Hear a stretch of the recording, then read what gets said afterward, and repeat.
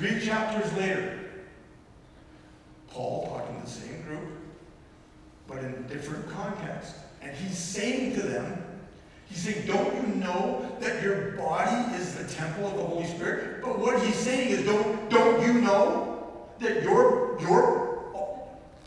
body is the temple of the Holy Spirit? My body is the temple of the Holy Spirit. Our bodies are the temple of the Holy Spirit. What does that mean?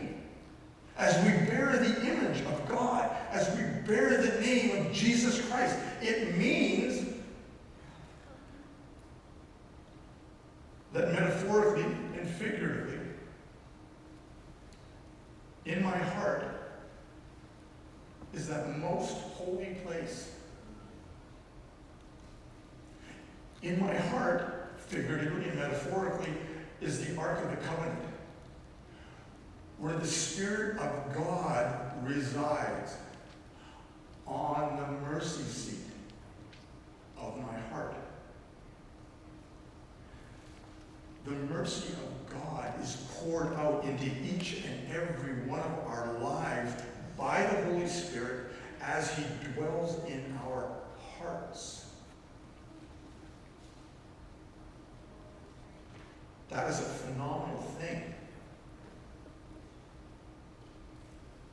The living God, God Almighty, God Most High, King of Kings and Lord of Lords, has restored the relationship that He started in the Garden of Eden, and He's doing it today in the hearts of believers around the world. He's living in our hearts. Now, we may experience some turbulence here, but that there's some ramifications to that. You remember what He said to Moses? Take your shoes off, you're on holy ground. Our lives, as bearers of the image of God, as bearers of the name of Jesus, must, beloved people, must reflect the holiness of God. We need to set ourselves apart from the world. Jesus said, in the world, but not of the world. It is a time in our lives when things have to change.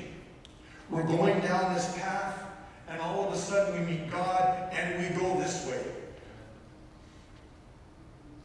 I made reference to Balaam's ass in my prayer. The donkey was going this way, the angel of the Lord was right there, and that was it. He wasn't going any further. Because God met him right in the path. Balaam didn't see it. He had to be explained by the donkey. But to his credit, he changed direction.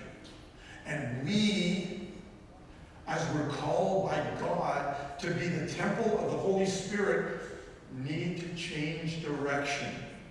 Now, many of us have already done that. Last week, I was sitting over here where I was sitting, and we were worshiping, and all of a sudden, I get this word from God. And my wife says, aren't you worshiping? I said, well, yeah, I kind of am, but... And the word was just a simple scripture. It was Joshua 3:5,